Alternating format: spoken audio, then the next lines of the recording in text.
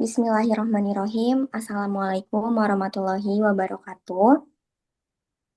Yang terhormat Ibu Mutia Syakirotin, SPMAGR, selaku dosen pengampu mata kuliah Manajemen Tata Niaga Pertanian, serta teman-teman sekalian yang saya banggakan. Pertama-tama, marilah kita panjatkan puji dan syukur kehadirat Allah Subhanahu wa Ta'ala karena atas rahmat dan hidayahnya kita dapat melakukan presentasi pada hari ini. Di sini kami dari kelompok 7, kelas B, akan memaparkan materi mengenai sistem tata niaga pertanian, peran, tantangan, strategi pemasaran, dan hubungan antar pelaku dalam sistem tata niaga. Di sini kelompok kami memilih komoditas beras dan telur di Kota Tasikmalaya. Sebelumnya, izinkan saya untuk memperkenalkan anggota kelompok terlebih dahulu.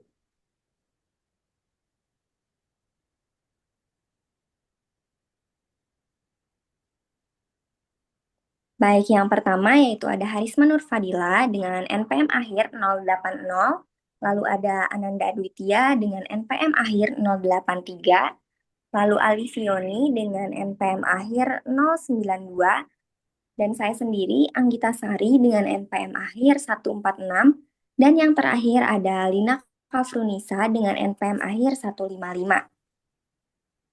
Baik, untuk selanjutnya saya akan menjelaskan dulu untuk identitas narasumber, yaitu ada narasumber dari pedagang besar komoditas beras dan narasumber dari pedagang besar komoditas telur. Untuk identitas narasumber pedagang besar komoditas beras, yang pertama ada Bapak Haji Ajis, yang berusia 52 tahun dan nama tokonya adalah Jembar Jaya yang berlokasi di Pasar Cikurubuk. Nah, untuk pengalaman usahanya sudah kurang lebih 30 tahun. Dan yang kedua ada Bapak Oni, untuk usianya 44 tahun, nama tokonya Dua Saudara, sama juga berlokasi di Pasar Cikurubuk, dan untuk pengalaman usahanya kurang lebih 10 tahun.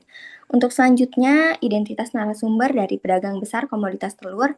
Yang pertama ada Bapak Jajang, berusia 43 tahun, nama tokonya Sunrise Pratama yang berlokasi di Kawalu. Untuk pengalaman usahanya kurang lebih 5 tahun. Dan yang terakhir ada Ibu Rizka, usianya 24 tahun, nama tokonya Raja Telur, dan berlokasi di Pasar Cikurubuk, dan untuk pengalaman usahanya 10 tahun. Baik, mungkin tanpa berlama-lama lagi, langsung saja kita masuk ke pemaparan materi. Langsung saja saya serahkan kepada pemateri pertama. Silahkan. Baik, untuk pemaparan yang pertama yaitu mengenai sumber pasokan utama. Dari hasil wawancara dengan pedagang besar, diketahui bahwa sumber pasokan utama untuk masing-masing komoditas berbeda.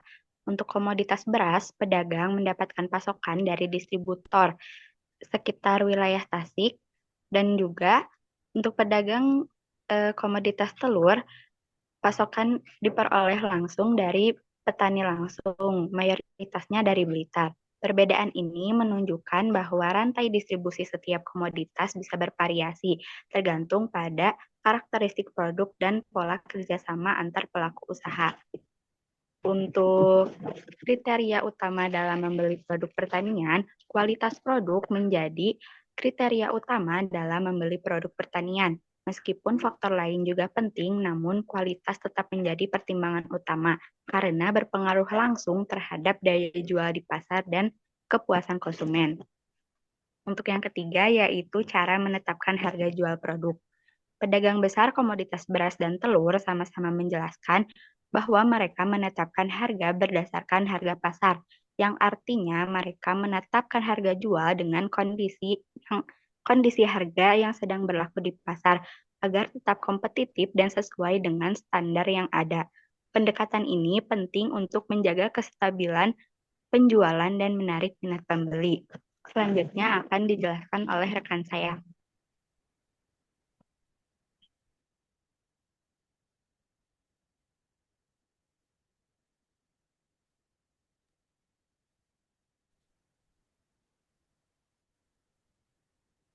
Baik, untuk selanjutnya yaitu ada tujuan penjualan produk. Nah, bisa dilihat dari diagram, yaitu tujuan untuk penjualan produk oleh pedagang besar, baik itu pedagang besar beras dan juga pedagang besar telur, yaitu menjual produknya kepada pedagang eceran atau pasar. Nah, selanjutnya strategi dalam mengatur stok barang. Dalam strategi mengatur stok barang, semua pedagang besar sama, baik pedagang besar beras maupun pedagang besar telur, yaitu dengan menjual cepat atau fast moving. Jadi semua pedagang besar ini tidak menimbun barangnya sampai menunggu harga naik, tetapi langsung dijual cepat atau fast moving. Untuk selanjutnya yaitu tantangan utama dalam kegiatan perdagangan. Tantangan utama dalam kegiatan perdagangan didominasi oleh fluktuasi harga yang dialami oleh pedagang beras, yaitu oleh Haji Ajis dan Bapak Oni.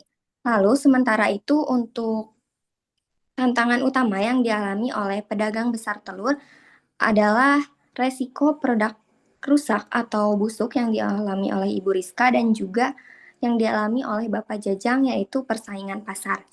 Selanjutnya akan dijelaskan oleh rekan.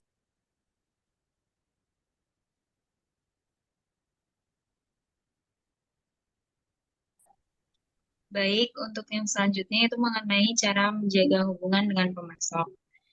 Berdasarkan keterangan dari narasumber, diperoleh bahwa eh, pedagang besar beras melakukan hubungan bisnis dengan pemasok dengan adanya rasa saling percaya, sedangkan pedagang telur melakukan hubungan bisnis dengan melakukan kontrak tetap.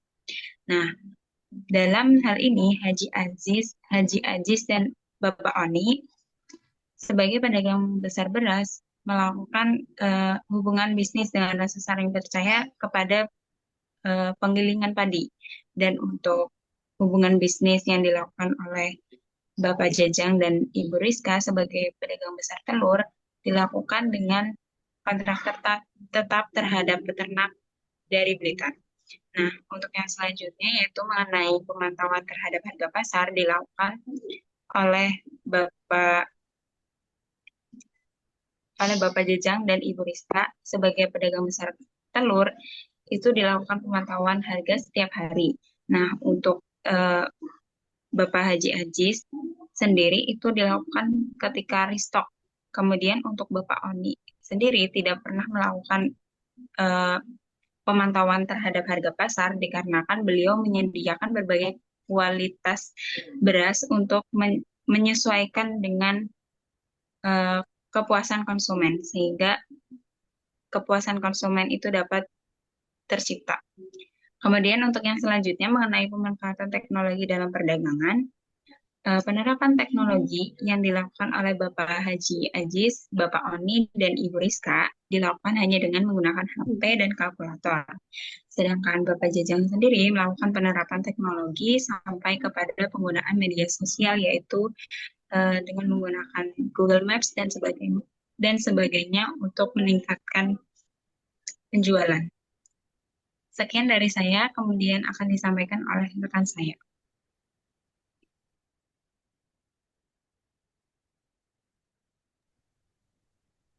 Baik, yang selanjutnya ada transportasi perdagangan. Dalam hal transportasi perdagangan besar dapat kemungkinan memiliki kendaraan sendiri, menyewa angkutan, bekerja sama dengan jasa logistik maupun disediakan oleh pemasok. Nah, pada pedagang besar beras maupun pedagang besar telur sama-sama menggunakan transportasi yang disediakan oleh pemasok. Lalu ada persaingan terbesar. Nah, dalam perdagangan tentunya akan ada persaingan. Nah, pesaing bagi pedagang besar di pasar dapat terjadi pada pedagang besar lain, tengkulak langsung, toko modern, maupun perdagangan luar daerah. Pedagangan besar beras dan pedagang besar telur sama-sama memiliki pesaing besar, yaitu pada pedagang besar lainnya. Dan yang selanjutnya ada kerjasama dengan koperasi atau kelompok tani. Pada pedagang besar dapat bekerja sama dengan berbagai pihak seperti koperasi atau kelompok tani dalam memasok produknya. Nah, pada perdagangan besar beras maupun telur tidak pernah bekerja sama dengan pihak tersebut, tapi mereka memasok produknya melalui petani langsung maupun distributor. Selanjutnya akan dijelaskan oleh rekan saya. Baik, untuk selanjutnya tentang kunci utama produk cepat laku. Sebagai pedagang besar, yaitu Bapak Oli dan Penjajang ini, itu dengan meningkatkan kualitas produk yang tinggi, dan untuk pedagang besar Haji Aziz dan Ibu Rizka ini, dengan menetapkan harga yang kompetitif. Dari strategi pedagang besar, agar produk cepat laku ini, dengan mengutamakan kualitas produk dan harga yang kompetitif, dapat memenuhi kebutuhan dan harapan pelanggan, sehingga meningkatkan kepuasan pelanggan yang cenderung menjadi pelanggan setia dan melakukan pembelian ulang. Dengan menawarkan harga yang kompetitif, pedagang besar juga dapat meningkatkan daya saingnya dan menarik lebih banyak pelanggan. Demikian strategi pedagang besar yang mengutamakan kualitas produk dan harga yang kompetitif ini dapat membantu meningkatkan kepercayaan pelanggan, kepuasan pelanggan, loyalitas pelanggan, daya saing, volume penjualan, pangsa pasar, dan profitabilitas. Selanjutnya yaitu tentang pembuat keputusan pembelian. Dari pedagang besar Ibu Rizka ini, usahanya harus diambil oleh pemilik usaha, sedangkan Haji Aziz oleh berdasarkan permintaan pelanggan, dan Bapak Oni dan Jajang ini di dengan keputusan oleh saya sendiri ataupun individu.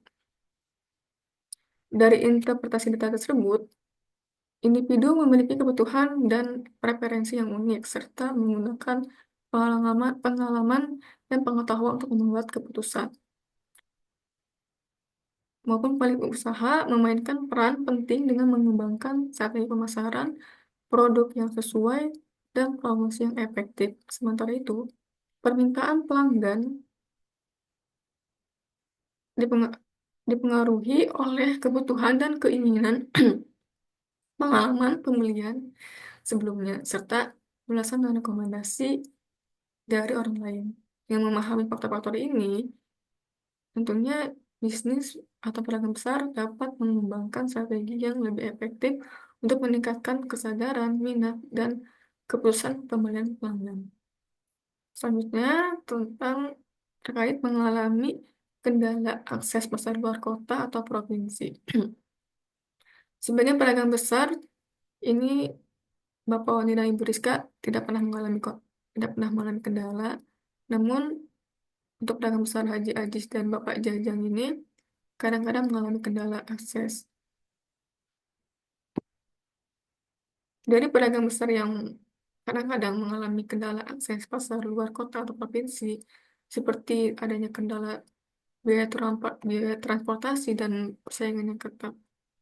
Hal ini dapat mengoptimalkan logistik dengan eh, dari strategi sistem pengirimannya ataupun dan sebagainya untuk meningkatkan efisiensi dan mengurangi biaya, dan juga setelah membangun jaringan dengan pemasok dan distributor untuk meningkatkan akses pasar yang lebih luas. Dengan melakukan strategi-strategi tersebut, pedagang bisa dapat meningkatkan efisiensi, mengurangi biaya, dan meningkatkan akses pasar, sehingga dapat bersaing lebih efektif di pasar luar kota ataupun provinsi. Terus selanjutnya saya serahkan kepada moderator.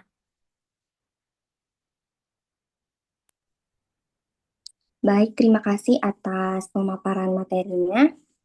Dari pemaparan materi tersebut dapat disimpulkan bahwa pedagang besar beras dan juga telur memainkan peran penting dalam sistem tata niaga pertanian dengan menghubungkan saluran pemasaran. Namun mereka menghadapi tantangan seperti fluktuasi harga, kendala akses pasar luar kota atau provinsi, dan juga persaingan yang ketat, serta kurangnya kerjasama dengan pihak lain. Untuk mengatasi tantangan tersebut, dagang besar beras dan juga telur ini dapat mengembangkan strategi pemasaran yang efektif seperti mengoptimalkan logistik, membantu jaringan dengan pemasok dan distributor, dan juga meningkatkan kualitas produk. Dalam hubungan antar pelaku sistem tata niaga pertanian, pedagang besar beras dan telur memiliki peran sebagai penghubung antara produsen dan konsumen. Mereka dapat membangun hubungan yang baik dengan produsen untuk memperoleh produk yang berkualitas, dan dengan konsumen untuk memahami kebutuhan dan preferensi mereka. Maka dengan demikian, pedagang besar beras dan juga telur dapat meningkatkan efisiensi, mengurangi biaya, dan meningkatkan kepuasan pelanggan sehingga dapat bersaing lebih efektif di pasar. Demikianlah pemaparan materi dari kelompok kami mengenai sistem tata niaga pertanian dari komoditas beras dan telur di Kota Tasikmalaya. Nah, ini merupakan dokumentasi dari kami selama di lapangan berupa foto dan juga untuk videonya bisa diakses melalui link yang sudah tertera dan juga bisa di-scan melalui barcode.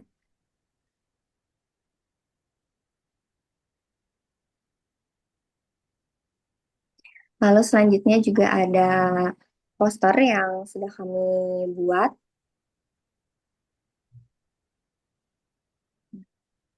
Mungkin sekian presentasi dari kami. Semoga kami berharap materi yang telah disampaikan dapat menambah wawasan dan pemahaman bagi kita semua. Sekian dari kami, mohon maaf jika ada kesalahan.